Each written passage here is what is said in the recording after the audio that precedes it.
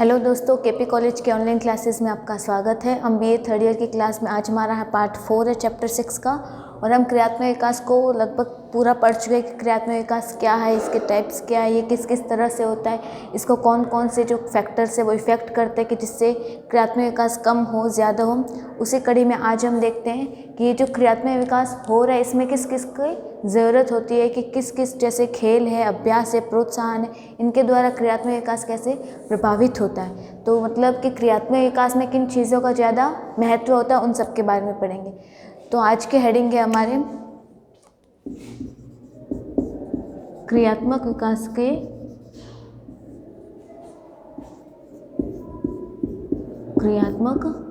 के लिए किन चीज़ों का महत्व होता है। क्रियात्मक विकास के लिए आवश्यक महत्व, इसमें क्रियात्मक विकास के लिए किन किन का महत्व आवश्यक होता है। तो सबसे पहले खेल का महत्व होता है।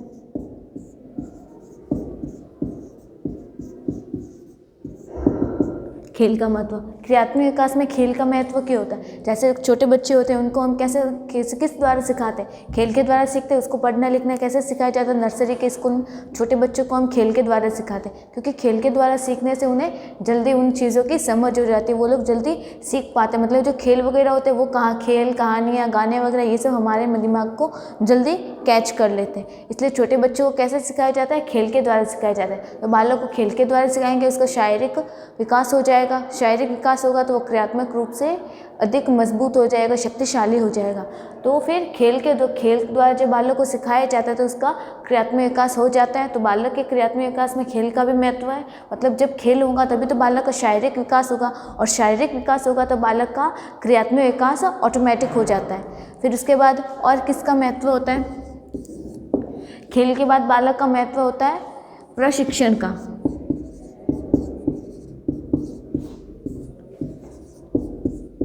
प्रशिक्षण का महत्व, प्रशिक्षण का अर्थ होता है ट्रेनिंग।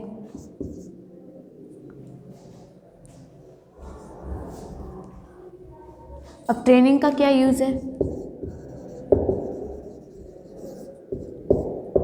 अब मतलब क्रियात्मक विकास में ट्रेनिंग का क्या योगदान है, प्रशिक्षण का क्या अर्थ है। तो इसमें देखते हैं, यदि बालक को सही उम्र में सही तरीके से प्रशिक्षित किया जाता है तो बालक विभिन्न कौशलों को सीख सकता है। जैसे कोई छोटा बच्चा होता है, उन्हें हम नर्सरी में खेल के द्वारा सिखाते हैं। खेल के द्वारा कहानियाँ सुनाई जाती है, पोएम सुनाई जाती है, खिलाया जाता है, पढ़ना लिखना सिखाया जाता है। कैसे, खेल के द्वारा। तो ये सब सीखेगा तो उसका शारीरिक विकास हो जाता है और बालक का क्रियात्मक विकास ऑटोमेटिक हो जाता है। अब बालक को प्रशिक्षण के द्वारा कैसे सिखाया जाएगा। जैसे कोई छोटे बच्चे होते हैं, हम उनको लिखना सिखाते हैं तो हाथ पकड़ के लिखना सिखाएंगे। अगर कोई छोटा बच्चा उसे हम लिखने को बोलेंगे कि बेटा अ लिख के बता, तो कैसे लिखेगा। उसको अब जैसे लिखना आएगा वो ऐसे उल्टा सीधा कुछ भी बना देगा। लेकिन अगर हम उसको ये करेक्ट करके बताएंगे कि नहीं ऐसे नहीं लिखते हैं, सबसे पहले ऐसे करेंगे फिर ऐसे करके ऐसे अ लिखा जाता है, तो ये क्या हो गया, हम उसको ट्रेनिंग दे रहे हैं कि मतलब उसकी जो गलतियों को हम बता कर उसको सही करें। मतलब उसे सही तरीके से बता रहे कि ऐसे नहीं करना है, ऐसे करना। तो हम क्या करें, उसे ट्रेनिंग दे रहे हैं। तो ये क्या होता है कि क्रियात्मक विकास में प्रशिक्षण का क्या योगदान होता है कि बालक को सही तरीके से सही उम्र में बताया जाता है। मतलब बालक अगर गलत गिनतियाँ सीख रहा है, मतलब 1 2 3 4 की जगह वो 1 4 5 6 ऐसे सीख रहा है, तो ये सब क्या है, वो गलतियाँ सीख रहा है। अगर इन गलतियों को हम बालक को सही समय पर बता देंगे, सही समय पर उसे हम करेक्ट कर देंगे, तो क्या हो जाएगा, उसका विकास अच्छी तरीके से हो जाएगा। तो इसमें क्या होता है कि सही समय पर बालक को ट्रेनिंग दी जाती है, सही समय पर उसे करेक्ट किया जाता है, उसकी गलतियों को सुधारा जाता है। तो ये क्या हो जाता है, उससे इसका क्रियात्मक विकास अच्छी तरीके से हो जाता है। अब और क्या करने से बालक का क्रियात्मक विकास अच्छी तरीके से होता है। इसके बाद आता है अभ्यास का विकास, अभ्यास का महत्व। अभ्यास का महत्व, अभ्यास का अर्थ हो गया प्रैक्टिस। और प्रैक्टिस का क्या महत्व है क्रियात्मक विकास में। प्रैक्टिस क्या होती है, किसी भी चीज़ को, किसी भी कार्य को बार बार रिपीट करना, उसकी प्रैक्टिस करते रहना। तो ये क्या है, प्रैक्टिस होती है। जैसे हम लिखना सीख रहे हैं, पढ़ना सीख रहे हैं, कुछ भी नई एक्टिविटी सीख रहे हैं, अगर हम उसको बार बार नहीं करेंगे, बार बार करते नहीं रहेंगे तो हम वो सीख नहीं पाएंगे अच्छी तरीके से। तो ये क्या होता है, जब किसी काम को हम बार बार सीखते हैं तो वो क्या हो जाता है, हमारी प्रैक्टिस हो जाती है। प्रैक्टिस हो जाती है तो हम उसमें माहिर हो जाते हैं। तो ये क्या है, मतलब किसी भी कार्य को अगर हम बार बार करेंगे, अभ्यास के द्वारा बार बार रिपीट करते रहेंगे, तो वो हम उसमें दक्षता हासिल कर लेंगे, हम उसे सीखते जाएंगे अच्छी तरीके से, तो क्या हो जाएगा, क्रियात्मक विकास अच्छी तरीके से हो जाएगा। जैसे कोई छोटा बच्चा है, वो पढ़ना सीख रहा है, तो वो सबसे पहले क्या सीखेगा, वर्णमाला सीखेगा, फिर शब्दों का प्रयोग करना सीखेगा, फिर वाक्य बनाना सीखेगा। वाक्य बनाने के बाद वह उनसे, जब हम उसे बोल के बताएंगे तो वह लिखना सीखेगा, फिर वो लिखने के बाद पढ़ना सीखेगा। जब वो पढ़ना सीख लेगा तो नई नई किताबें पढ़ना सीख लेगा, है ना, तो मतलब वो अगली से अगली कक्षा में जा सकेगा। तो ये सब क्या कर रहा है, उसका विकास हो रहा है, वो प्रैक्टिस कर रहा है, कंटिन्यू वो प्रैक्टिस कर रहा है। प्रैक्टिस करने से उसमें क्या आ रही है, उसमें क्या आ रही है, वो पढ़ने में निपुण हो रहा है, वह सीख रहा है। सीखने से क्या होगा, उसका जो विकास है, उसका कार्य करने की क्षमता बढ़ जाएगी। कार्य करने में जो विकास होता है वो क्रियात्मक विकास होता है। तो जब बालक अभ्यास करता रहेगा, प्रैक्टिस करता रहेगा, तो क्या सीख जाएगा, क्रियात्मक विकास में निपुणता सीख लेगा। तो ये सब क्या है, क्रियात्मक विकास। क्रियात्मक विकास के लिए कौन कौन से फैक्टर इफेक्ट होते हैं, तो क्या हो गया, खेल हो गया, खेल के द्वारा सीखता है, तो खेल भी ज़रूरी हो गई क्रियात्मक विकास में। उसको ट्रेनिंग दे रहे हैं, हम उसे सिखा रहे हैं, तो ये भी हो गया। फिर और क्या, प्रैक्टिस हो गई, है ना। फिर और उसके बाद क्या आता है, बालकों को क्या करना चाहिए, इनकरेज करना चाहिए। इनकरेज को क्या कहते हैं, प्रोत्साहन। प्रोत्साहन का महत्व,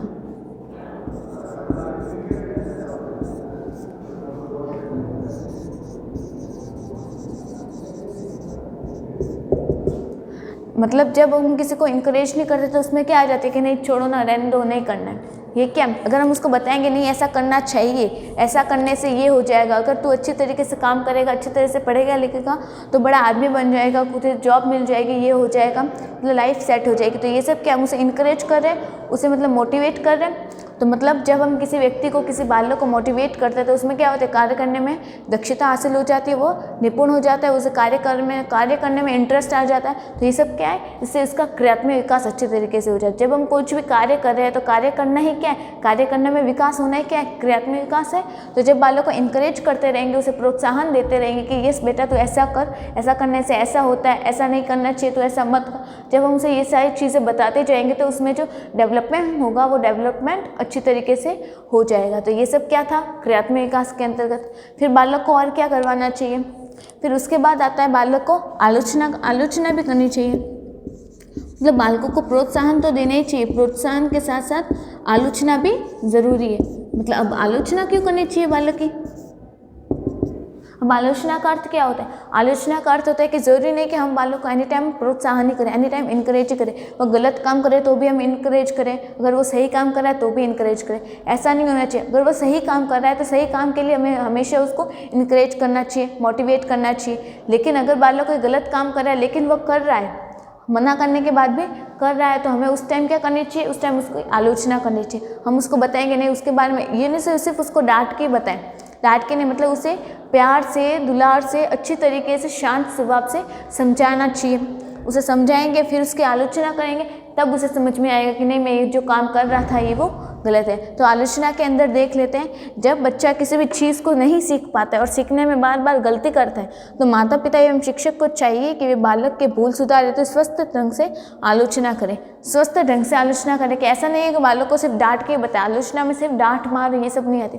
इसके अंतर्गत क्या आएगा कि आलोचना का अर्थ यह नहीं है कि बालक को खूब डांटा जाए, तुम ऐसा नहीं कर सकते हो, तुम ऐसा नहीं बन सकते। ऐसे सोचने से कार्य करते समय हाथ हिल जाता है, उनमें हीन भावना आ जाती। अगर हम आलोचना का बता रहे हैं, तो आलोचना का ऐसा अर्थ नहीं कि बालक को सिर्फ डांटा जाए, है ना। इसके अंदर क्या आएगा कि इसके अंदर बालक को हमें बताना है कि नहीं बेटा तू ऐसा कर रहा है तो ये ऐसा नहीं करना चाहिए, ऐसा करने से तेरे जो जीवन है, तेरी जो बॉडी है, उस पर ये इफेक्ट हो जाएगा, है ना। तो हमें क्या करना है, उसके जो वो काम कर रहा है उसके जो नेगेटिव पर्सपेक्टिव है, हमें उसे बताना चाहिए। कि हम उसे नेगेटिव पॉइंट से वो बताएंगे तो उसे पता चल जाएगा, वो अच्छी तरीके से समझ पाएगा, नहीं मुझे ऐसे नहीं करना है, मुझे ऐसे करना चाहिए। तो ये क्या हो जाएगा, ये हम उसकी आलोचना करेंगे, ये तो किस में आ जाएगा, फिर पॉजिटिव में आ जाएगा, क्योंकि हमने उसके नेगेटिव पर्सपेक्टिव बताया। नेगेटिव बताएंगे, नेगेटिव पॉइंट्स बता दिए, तो वो क्या सीख पाएगा, अच्छी तरीके से समझ पाएगा वो बात। तो कभी कभी क्या होता है कि आलोचना भी इंपॉर्टेंट होती है। एनी टाइम बच्चों को इनकरेज नहीं करना चाहिए, मतलब जिस जगह जिसकी ज़रूरत होती है हमें वही चीज़ यूज़ करनी चाहिए। कि इनकरेज का जहाँ महत्व होता है हमें वो करना चाहिए, और फिर अगर जहाँ पे आलोचना ज़रूरी है वहाँ पे बच्चों की आलोचना भी करनी चाहिए। तो ये सब क्या थे, कि क्रियात्मक विकास के लिए कि कौन कौन आवश्यक होता है। खेल आवश्यक है, खेल के द्वारा बालक का शारीरिक विकास होगा, शारीरिक विकास हो जाएगा तो वो अच्छी तरीके से कार्य कर पाएगा, अच्छी तरीके से कार्य करने का विकास होगा तो वो क्रियात्मक विकास के अंतर्गत आता है। फिर आता है बालक को प्रशिक्षण भी देना चाहिए, उसको अच्छी तरह से टाइम टाइम पर सिखाते जाएंगे, बताते जाएंगे तो वो और अच्छे तरीके से काम कर पाएगा। फिर अभ्यास प्रैक्टिस, बालक को प्रैक्टिस भी करवानी चाहिए। अगर वो टाइम टाइम पे प्रैक्टिस नहीं करता रहेगा तो वह सब कुछ भूल जाएगा तो अच्छी तरीके से उसमें विकास नहीं हो पाएगा। फिर प्रोत्साहन, बालकों को इनकरेज भी करना चाहिए, कभी कभी उनकी आलोचना भी करनी चाहिए। एनी टाइम बालकों को इनकरेज नहीं करना चाहिए, एनी टाइम बालों की आलोचना नहीं करनी चाहिए, मतलब जिस समय जिसकी ज़रूरत होती है हमें उस टाइम उसका प्रयोग करना चाहिए। तो ये सारे थे कि बालक के क्रियात्मक विकास के लिए कौन कौन आवश्यक होता है। अब है कि कभी कभी ये जो क्रियात्मक विकास होता है ये किसी में जल्दी हो जाता है, किसी में देर हो जाता है, मतलब कुछ ना कुछ कमी रह जाती है। तो अगला पॉइंट है हमारे कि क्रियात्मक विकास में जो प्रॉब्लम्स आती है, कौन कौन से प्रॉब्लम्स आती है कि बालकों के क्रियात्मक विकास में, तो उसमें देखते हैं। अगला पॉइंट है कि क्रियात्मक विकास के लिए कौन कौन से संकट आते हैं वो देखते हैं।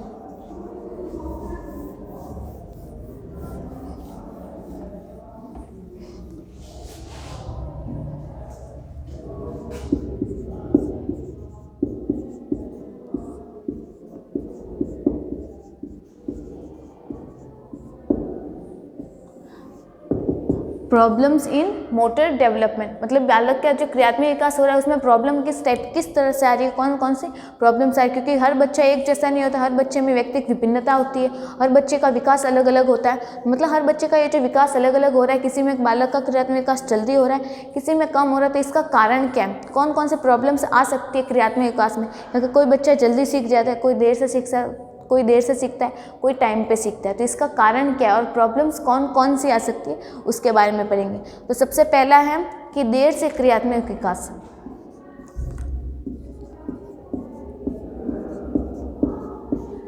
देर से क्रियात्मक विकास,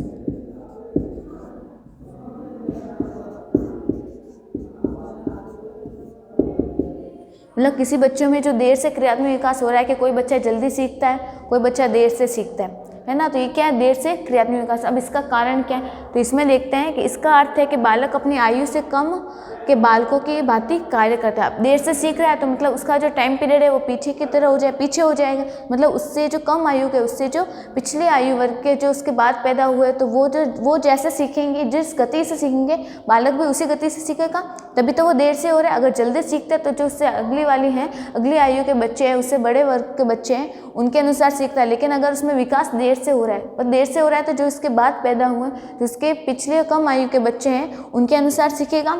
तो देर से क्रियात्मक विकास का अर्थ यही है। इसका नतीजा यह होता है कि बालक को जिस उम्र में विकासात्मक कार्य करना होता है वह उससे बच जाता है। यदि एक बच्चा काफ़ी देर से अर्थात 10 से 12 माह में बैठना सीखता है तो वह खड़ा होना और चलना भी देरी से सीखता है। बालक का क्रियात्मक विकास देर से हो रहा है तो हर चीज़ें उसमें लेट होगी।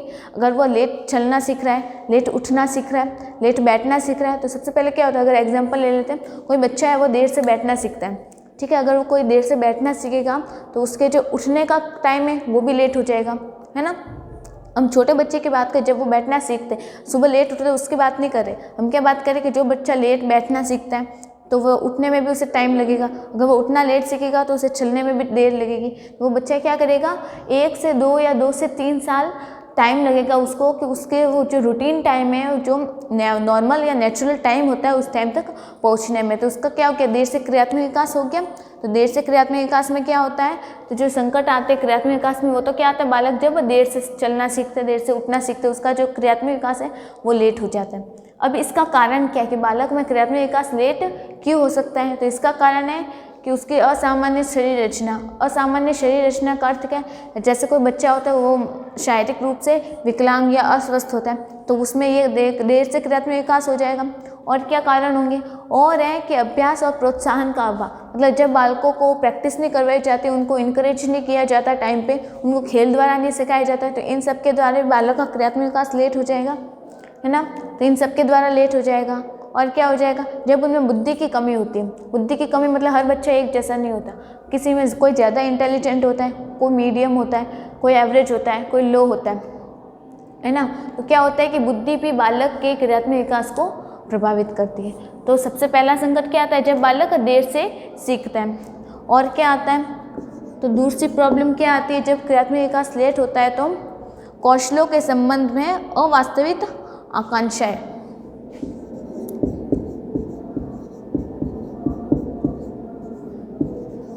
कौशलों के संबंध में अवास्तविक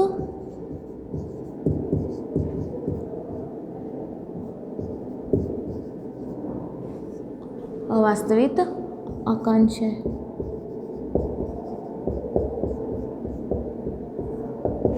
अब इतना भारी भरकर नाम है, इसका नाम क्या, हम इसमें देखते हैं। अधिकांश माता पिता अपने बालकों से अधिक अपेक्षा व आशा रखते हैं। ये तो हमें सभी पता है कि जो पेरेंट्स होते हैं, कुछ पेरेंट्स क्या करते हैं, कुछ बच्चों की पढ़ाई पे बिल्कुल ही ध्यान नहीं देते, कुछ होते हैं वो एक्स्ट्रा ध्यान देते, कुछ होते हैं जो नॉर्मल ध्यान देते हैं। तो हम किसकी बात करें, कुछ होते हैं ना जो एक्स्ट्रा ध्यान रखते हैं, कुछ ज़्यादा ही अपेक्षा रखते हैं, नहीं मेरे बेटे को तो ऐसा करना ही चाहिए, वो तो ऐसा ही करेगा, और उनके बच्चे क्या होते हैं, उन पर क्या आ जाता है, प्रेशर आ जाता है, प्रेशर आ जाता है। तो इसी तरह कुछ शिक्षक भी कुछ एक बालकों से उनकी क्षमता के विपरीत अच्छे नतीजे की आशा करते हैं, जो कि सरासर गलत है। जब माता पिता अपनी आशा पूरी होते नहीं देखते तो वे बालक को मूर्ख मंद बुद्धि कहकर डांटते। तो इससे क्या हुआ, उनके कौशलों के संबंध में अवास्तविक आकांक्षाएं आ जाती। मतलब कुछ माता पिता क्या होते हैं, बच्चों पे एक्स्ट्रा ध्यान देते, वो क्या करते हैं, वो बच्चे से ज़्यादा उम्मीदें लगा लेते हैं। उन्हें पता होता है कि उनका बेटा ज़्यादा इंटेलिजेंट नहीं है, उसे पढ़ने में इंटरेस्ट नहीं, उसे किसी और चीज़ में इंटरेस्ट है, लेकिन फिर भी वो क्या करते हैं, उसे पढ़ने के लिए इनकरेज करते हैं। नहीं तुझे तो ऐसा ही करना होगा, तुझे ऐसे ही करना होगा, तुझे 90 अबव परसेंटेज बनना, तुझे ये एग्जाम क्लियर करना है, तुझे वो एग्जाम क्लियर करना है। ये क्या कर रहे हैं, उस पर प्रेशराइज कर रहे हैं, उसे क्या कर रहे हैं, उससे उम्मीदें लगा रहे हैं। तो इससे क्या हो जाता है, लेकिन फिर वो बच्चा फिर भी पास नहीं कर पाता है, तो उनकी उम्मीदें टूट जाती हैं। फिर उनकी उम्मीदें टूट जाती है तो उन्हें भला बुरा कहकर डांटने लगते हैं। तो ये क्या हो जाता है, उससे उनका क्रियात्मक विकास रुक जाएगा। तो क्या करें, कौशलों के संबंध में अवास्तविक आकांक्षा, मतलब जो बालक होते हैं उनका कौशल नहीं है, फिर भी वो पेरेंट्स क्या करें, अवास्तविक मतलब इन रियलिटी आकांक्षाएं करें, उनसे उम्मीदें लगा रहे हैं। तो ये क्या हो जाता है, ये भी क्रियात्मक विकास में संकट है। मतलब वो बच्चा ऐसा है ही नहीं, फिर भी उनसे आकांक्षाएं लगा रहे हैं। तो ये क्या हो जाएगा, उन बालक की स्किल ही नहीं, उनमें ये कौशल ही नहीं है, फिर भी पेरेंट्स क्या कर रहे हैं, अवास्तविक आकांक्षाएं लगा, मतलब वो रियलिटी है ही नहीं, फिर भी उनके पेरेंट्स उनसे आकांक्षा लगा रहे हैं। और क्या होता है, और तीसरा संकट आता है फूहड़पन।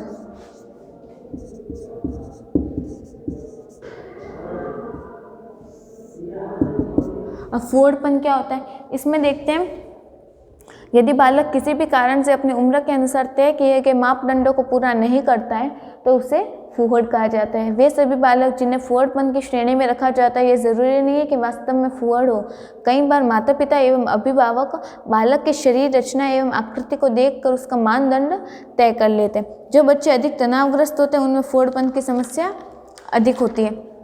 फूहड़पन क्या होता है, जैसे कुछ बच्चे होते हैं जो अपनी उम्र से पीछे की ओर कार्य करते हैं। जैसे कोई बालक है, वो 6 से 7 साल का है, लेकिन फिर भी उसे बोलना नहीं आ रहा है, तो वो क्या अपनी उम्र से पीछे है, मतलब उसकी एज के जितने भी बच्चे वो उनसे पीछे चल रहे हैं। तो ऐसा होता है तो लोग उसका मजाक बनाते हैं। तो लोगों के साथ साथ कभी कभी क्या होता है, कुछ जो पेरेंट्स होते हैं वो भी उनके बच्चे को देखकर एक अलग ही पर्सपेक्टिव बना लेते हैं कि हमारा बच्चा तो ऐसा, तो ये लाइफ में कुछ कर ही नहीं पाएगा, इससे कुछ होगा ही नहीं है, पढ़ाई में भी ऐसा ही है। लेकिन ऐसा ज़रूरी नहीं है, अगर उसे बोलना, वो बोलने में पीछे है, वह उस अपनी एज के लोगों की तरह बात नहीं कर पा रहा, बोल नहीं पा रहा, लेकिन वो पढ़ने में इंटेलिजेंट है, लेकिन लोगों ने क्या उसके लिए क्या धारणा बना ली कि लिए वो कुछ कर नहीं पाएगा। तो ये क्या हो गई, फूहड़पन हो गया। मतलब उसके मतलब बालक की जो शारीरिक क्षमता देख के लोग उसके बारे में जो पर्सपेक्टिव बना रहे हैं, तो ये क्या है, फूहड़पन है। फिर इसके अलावा और होता है कि महत्वपूर्ण क्रियात्मक कौशलों के सीखने में असफल होना। और क्या प्रॉब्लम्स आती है,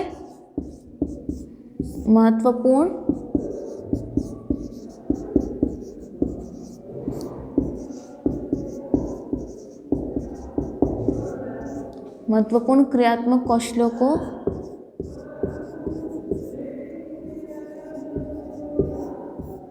सीखने में असफल। ये तो लाइन से पता चल रहा है।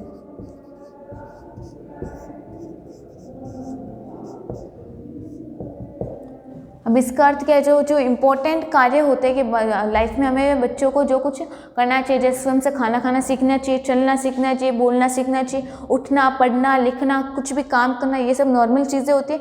जब बालक ये सारी चीज़ें नहीं सीख पाते तो उसका मतलब क्या है कि क्रियात्मक विकास देर से हो रहा है, उसके क्रियात्मक विकास में प्रॉब्लम्स आ रही है। मतलब जो महत्वपूर्ण क्रियाएं होती है, जो महत्वपूर्ण कार्य होते हैं, जैसे कपड़े बदलना, कपड़े पहनना, बाल ठीक करना, मतलब जो खुद के जो कार्य होते हैं बालक वो नहीं कर पाता है, वो सीख नहीं पाता है, तो इससे क्या होता है, उसका जो क्रियात्मक विकास है, मतलब उसका क्या होगा कि उसके क्रियात्मक विकास में प्रॉब्लम्स आ रही है। तो क्रियात्मक विकास में कौन कौन से प्रॉब्लम्स आती है? अगर उसका क्रियात्मक विकास लेट हो सकता है, वह सीख नहीं पाता, जो महत्वपूर्ण होता है उसमें फोड़पन आ जाता है। फोड़पन का मतलब होता है ऑकवर्डनेस।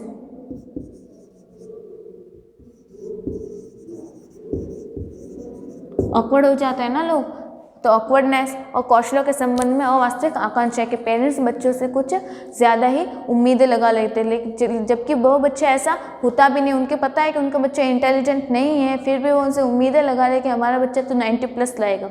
क्यों लाएगा भाई, उसमें तो है ही नहीं, उसका इंटरेस्ट ही नहीं, फिर भी आप अननेसेसरी मतलब अवास्तविक, रियलिटी है ही नहीं, रियलिटी के विपरीत जाकर आप लोग उससे उम्मीदें लगा रहे हैं। किसके संबंध में? उसके कौशलों के संबंध में। तो ये क्या हो जाएगा, उसके क्रियात्मक विकास में प्रॉब्लम होगी, फिर उसका विकास नहीं हो पाएगा। तो ये सब क्या था क्रियात्मक विकास के बारे में। तो इसी के साथ हमारे जो चैप्टर 6 है क्रियात्मक विकास ये कंप्लीट हो जाता है। फिर अगले वीडियो में मिलेंगे नए चैप्टर के साथ, तब तक के लिए थैंक यू।